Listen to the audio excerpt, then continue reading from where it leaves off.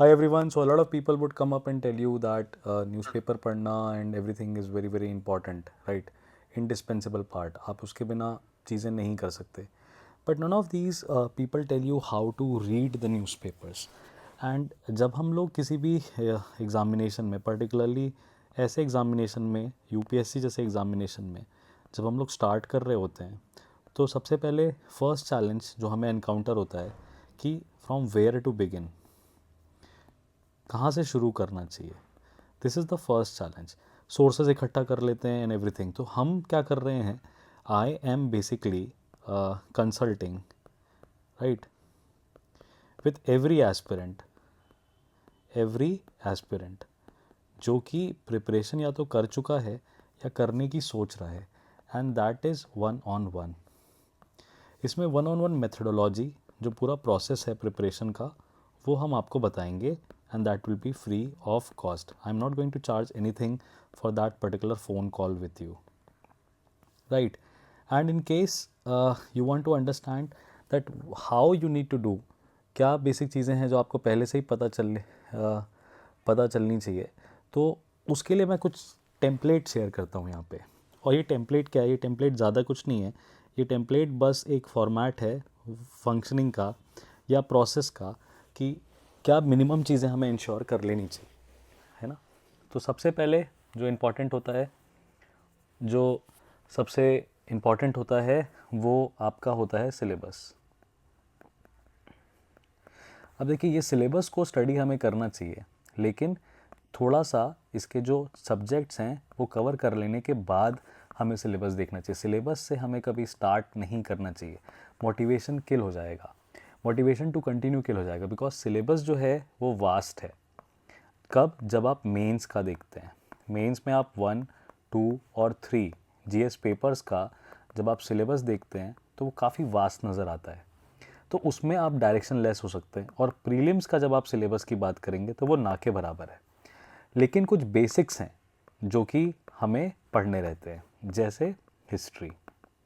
History में भी basic है मॉडर्न हिस्ट्री, ये हमें पढ़ना चाहिए. दूसरा पॉलिटिकल साइंस, जिसमें हम पॉलिटी की बात करते हैं. तीसरा कॉन्स्टिट्यूशन.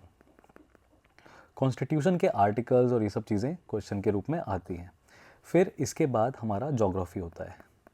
ज्योग्राफी में भी दो बहुत इंपॉर्टेंट चीज़ है. एक आपका फिज़िकल ज्योग्राफी, जिसमें आप माउंटेन का formation, volcano formation, plateau formation, drainage system, ये सब समझते हैं. उसके बाद इंडियन ज्योग्राफी, ये बहुत इंपॉर्टेंट है. एंड इसके बाद आपका आता है इकोनॉमिक्स. इकोनॉमिक्स में भी आपको बेसिक्स, जिसमें आपको टर्म्स समझ में आए, टर्म्स की अंडरस्टैंडिंग होनी चाहिए. दूसरा होता है इंडियन इकोनॉमी. अब इंडियन इकोनॉमी में भी क्या क्या चीज़ें हमें पढ़नी रहती हैं, वो वाले पार्ट पे हम लेटर ऑन डिस्कस करेंगे. और इंटरनेशनल रिलेशंस. अब इसको समझने के लिए आपको वर्ल्ड हिस्ट्री पढ़ना पड़ेगा. Are you getting me? World history पढ़ना पड़ेगा. और वर्ल्ड हिस्ट्री स्टार्ट करने के लिए आपको एनसीईआरटी स्टार्ट करना पड़ेगा. You will have to start with NCERT. And all of this has to be accompanied with current affairs. अब देखिए, करंट अफेयर्स का एक सिंपल फंडा है. क्या करना है? एक मैगज़ीन को फॉलो करना है रिवीजन के पॉइंट ऑफ व्यू से. दूसरा न्यूज़पेपर्स. न्यूज़पेपर्स में जो एडिटोरियल्स होते हैं, प्रिसाइसली जो एडिटोरियल्स होते हैं, ज़्यादा कुछ नहीं, एडिटोरियल्स, वो हमें कवर करने रहते हैं यूपीएससी में. और न्यूज़पेपर दो जगह पे आपको एक्सक्लूसिवली हेल्प करता है.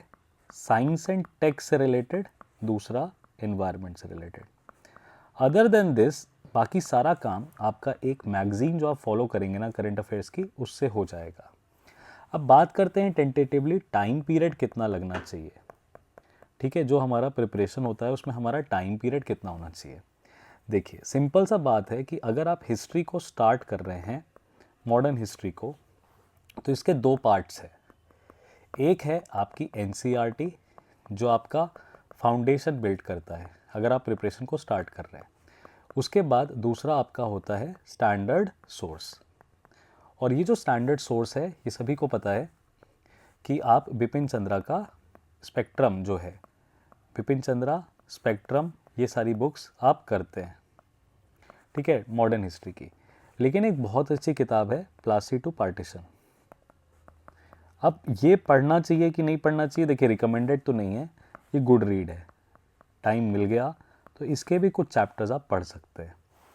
तो हिस्ट्री में एनसीईआरटी स्टार्ट हमें करनी चाहिए, एनसीईआरटी से हमें स्टार्ट करना चाहिए, जिसमें कि हम क्लास 10th के एनसीईआरटी को स्टार्ट करें मॉडर्न हिस्ट्री से। ये बेस बिल्ड करेगा, फिर क्लास 12th के एनसीईआरटी को आप पढ़िए, उसमें आपको काफ़ी कुछ कवर हो जाएगा। वर्ल्ड हिस्ट्री की आप बात करेंगे तो क्लास 11th की एनसीईआरटी है, ये काफ़ी हेल्प करती है आपको बेसिक फाउंडेशन बिल्ड करने में। अब डेज़ की बात हम कर रहे थे, तो डेज़ जो हैं वो बहुत इंपॉर्टेंट है यहाँ पे।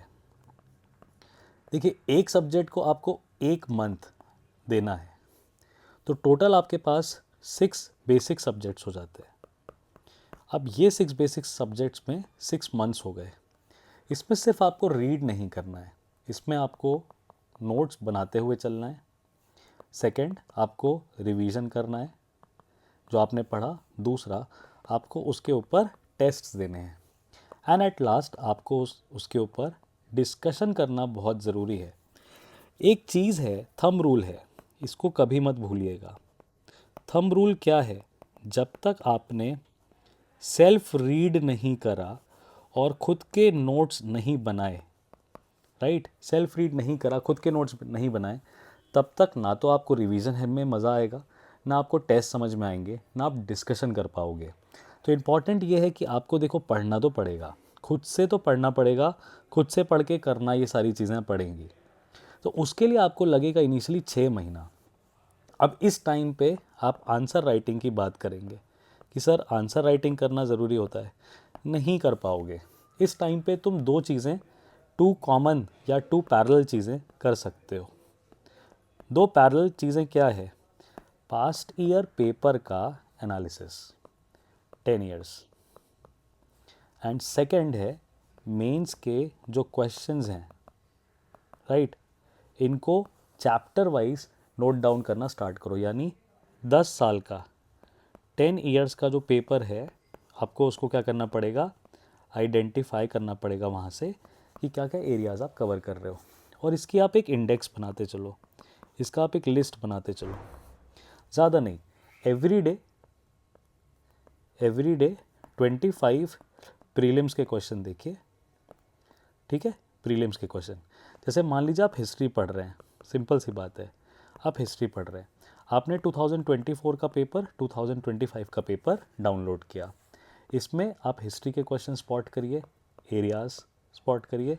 2025 में आप हिस्ट्री के क्वेश्चन स्पॉट करिए और एरियाज स्पॉट करिए। फिर इसी तरीके से आप ये काम करेंगे पॉलिटी के लिए, सिमिलर आप काम करेंगे इकोनॉमी के लिए, सिमिलर आप काम करेंगे एनवायरनमेंट के लिए, सिमिलर आप काम करेंगे ज्योग्राफी के लिए।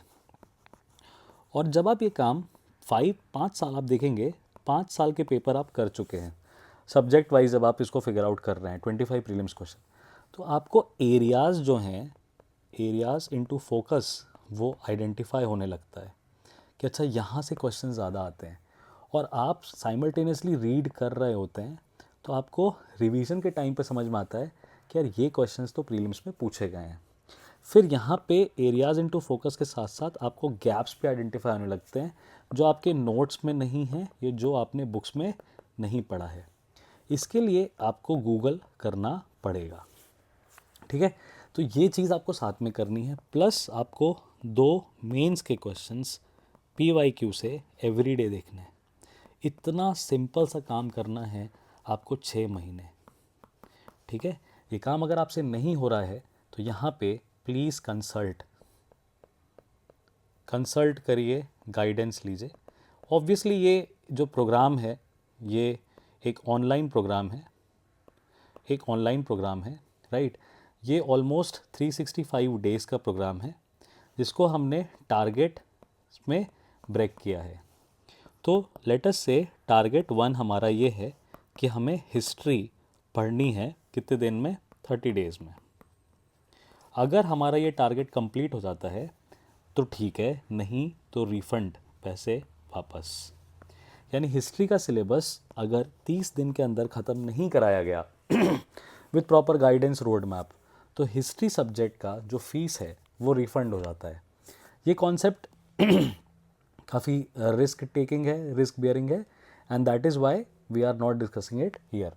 बट ये बेसिक पॉइंट है जो आपको आपकी प्रिपरेशन में टेकअप करना है। So the fundamental question where to begin is already answered. So start now.